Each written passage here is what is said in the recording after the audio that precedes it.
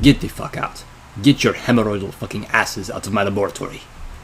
Dr. Glue bellowed at the 4 ponies surrounding him, 3 of whom appeared to be Enclave elite guards. We could see them through the security glass windows set into the lab door. Glue was a wizened old stallion, with a purple or a pale gray mane and a stringy charcoal mane. Gray coat, charcoal mane, my bad. His cutie mark was a blasphemy. Beside me, Regina was furiously trying to pick the lock with her talons.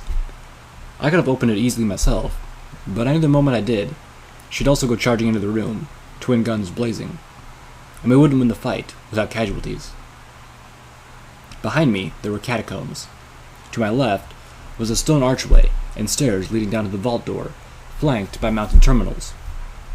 I couldn't picture the room beyond, but the fragmented Alicorn memories told me that Red Eye's prisoners were down there. Angrily, the little pony in my head pointed out that we were almost there, and we were getting distracted. But not without good reason. No. I think we will keep you company while my mares hunt down your master. The reply came from a pony in magnificent jade carapace armor, exquisitely crafted and embellished with ebony fragile and a scarab motif of leaves in iridiance bronze and copper. I didn't need to see any part of the pony to know who that was. The voice was unmistakable.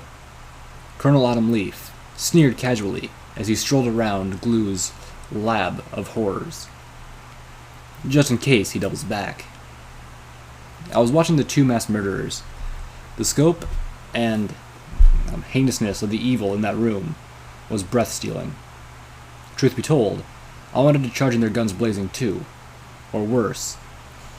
There was enough blood in that room to fashion a guillotine for each of them.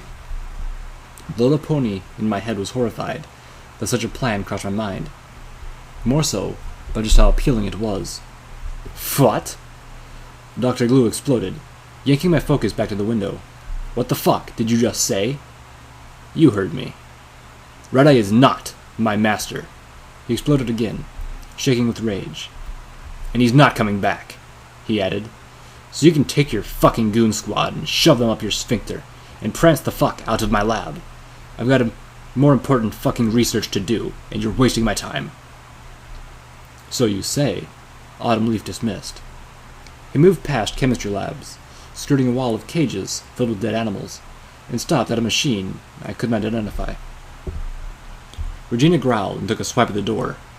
Fuck this, she muttered, drawing one of Cage's hellhound claw blades. Why am I picking the lock when I could cut right through the damn thing? I felt Calamity press up against me, the ponified hellhound's energy rifle held in his muzzle. I floated out little Macintosh, then paused. Wait, I have an idea. Regina stopped, her expression still seething, but her voice calm and smooth as polished steel. Okay, Lil Pip. Your way. Get away from that, Dr. Glue barked inside the room. That is a very delicate analyzer. Autumn Leaf pulled the front panel open, just a bit too hard. I heard something snap. Dr. Glue roared and threw himself at the colonel, only to be forcibly blocked and pushed to the floor by the guards. Oops. I floated out the assault carbine and slid in one of the magazines, then pulled off the zebra stealth cloak, passing it to Regina. Both of you, get back, by at least 2 corridors. Ah, crap, Lil Pip. What are you thinking? I'm thinking that if these bullets are enchanted with bypass, they'll go through the door and right through their armor. I told my friend. 1 spray, and they all go down. And if they ain't, you're giving away our position and bringing the whole wrath of heaven down on your mane. Yeah, that was the problem. Regina's expression showed me she had the same concern. I'll draw them away while you 2 remain here, I told him. I still have the advanced stealth buck. I'll trigger it once I've led them far enough away, then circle back to you. I looked back into the window, comparing their positions to the red lights on my EFS compass. I would get a few 5-round bursts of this weapon while using SATs, and I wanted to make sure I could down the armored ponies first. My breath caught as Autumn Leaf produced a hunk of twisted, bluish metal. This is your critical research. What was... The Colonel's next words confirmed my darkest fears. You are researching star metal for Red Eye? It wasn't phrased as a question. I didn't know which filled me with more dread. That Red Eye's experiments, or that his interest in star metal was, what Dr. Glue's experiments might entail, or the fact that Autumn Leaf knew about star metal and could recognize it on sight. Don't touch that, Dr. Glue demanded, struggling against the guards. Get the hell away from my fucking experiments. Autumn Leaf tossed the chunk of Luna's old armor between his forehooves. What are you doing with this? Shaving off slivers and feeding it to ponies to see what happens? Autumn Leaf no longer sounded bored or pleasant. Or perhaps you were making cybernetics out of this metal. Is this what Red Eye has inside of him? Virginia moved up beside me, the cloak draped over her shoulders, but the hood down so she could look me in the eyes. No, little Pip, she whispered, holding out her talons for the assault carbine. Let me do this. For Cage. Inside the room, Dr. Glue was spitting. Are you fucking retarded? Is that how the on-fuck promotes? Based on the number of your brain cells that you have been replacing by diarrhea? Who the fuck is going to put that bizarre-ass metal with unknown properties from motherfucking space into their fucking bodies? I still can't believe any pony was willing to make armor out of it. Taking a breath, he seethed. And cyber surgery is one floor up, you fetid asshole. Seriously, how long has it been since you were euthanized? I looked at Regina. She looked so much like her brother. I could see him in her. And that brought visions of him crumbling, dead, from the weapon of the Enclave soldier. Killed on a mission that I led. What she was asking me was for me to put her in an equally grave danger. Yet, did I have the right to say no? The weight of the assault carbine suddenly felt much heavier, even though it was floated weightless. We can play rock, paper, scissors for it, Regina suggested, confusedly. I looked at her like she'd just spoken in zebra. Griffin game, she explained with a sigh. Rock beats scissors. Scissors beats paper. Paper beats rock. I'd win. Ponies can only do rock. I still had no idea what the hell she was talking about. Ah, hell, Calamity said, tossing back his hood. I say he'd put together Spitfire's thunder. I saw he'd put together Spitfire's thunder. It was laying on the ground at his hooves. This ain't gonna happen this way. Pushing past us, Calamity marched up to the door and pounded on the window. Hey, Brony, I want to talk to you, he shouted. You got some things to answer for. Swinging around to me, he suggested, run. All hell broke loose. Calamity? Colonel Autumn Leaf turned towards the window, startling recognition ringing clear in his voice. His recovery was swift, immediately followed by an order to his guards. Bring me that traitor, dead or alive. The elite guards jumped up to follow the orders, spinning towards the door and unleashing a massive volley of magical light. The door heated up brightly, flooding the hall with prismatic light. It was like standing inside the goddess Celestia's mane, and promptly began to melt. The stonework around it started hissing and glowing. The air near the door became blisteringly hot, and the powerful odor of molten slag and magic overrode the stench of blood, rot, and spoiled meat in the catacombs. Regina snatched the assault rifle out of my levitation field, swinging it towards the metal door and returning fire. The sounds of gunfire and battle saddles filled the room, drowning out the classical cello music. One of the red lights on my EFS compass winked out. I floated out Little Macintosh, using my compass to aim and wait for enough of the door to slough away for me to take a shot. The light from the door was almost blinding. Calamity didn't have to wait. He flew back from the door, kicking Spitfire's thunder off the ground with a forehoof and catching it in his muzzle. The crack of the shot split the air, Another red line on my compass went out. The door collapsed. Lancing beams of lethal magic filled the corridor. I fired a single shot as I scrambled for cover in the stairwell. Calamity and Regina dove behind the nearest deceased monstrosities crafted by Dr. Glue's research. Reggie let out a screech as one of the beams struck her right arm, burning away an inch of flesh, leaving a blackened and charred wound.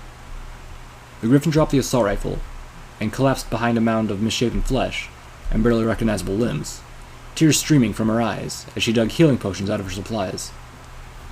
But this was magical damage, I realized as I watched her holding a healing potion to her beak, tossing her head back and gulping the magical liquid as her left talon drew out one of her pistols. At best, this would be a bad scar. More likely, she wouldn't be able to use her trademark two-pistol style effectively again. Assuming we all live through this, ever again, might be really short. I spun back towards the entrance. 2 of the 3 elite guards had dropped. Calamity shifted Spitfire's thunder, pointing it directly at his older brother.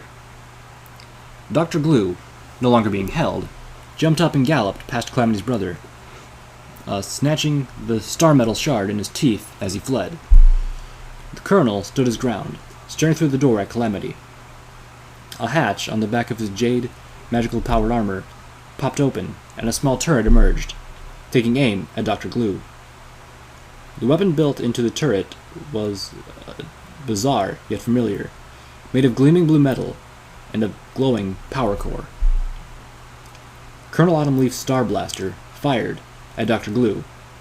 Unlike Homage's weapon, the beam of energy was a cruel orange, and Dr. Glue was incinerated in a puff of fire. The colonel hadn't even needed to aim. Zenith was right. The weapons wanted to kill.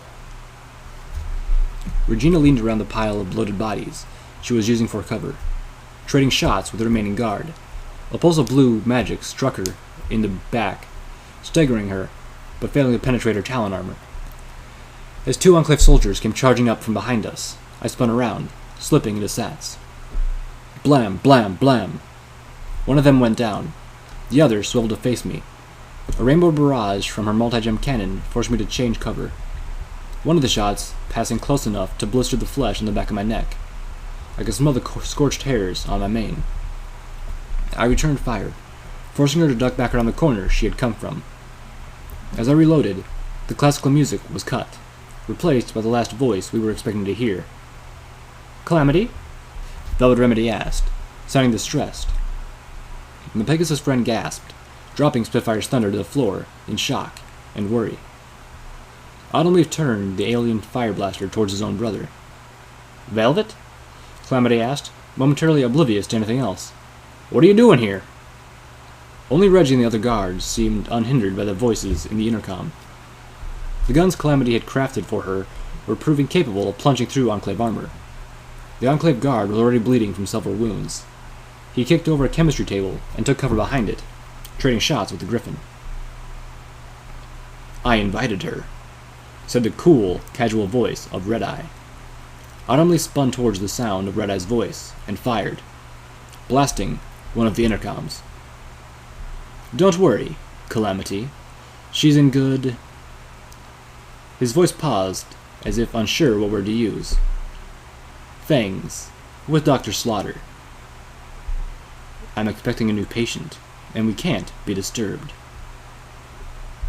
Red-Eye brought my friend into harm's way? As what? A distraction? Leverage? What's that cyber psycho going to do to Velvet? A little pony cried out as I ducked out of cover long enough to keep the Enclave soldiers pinned. And what happened to Zenith? What about Firelight?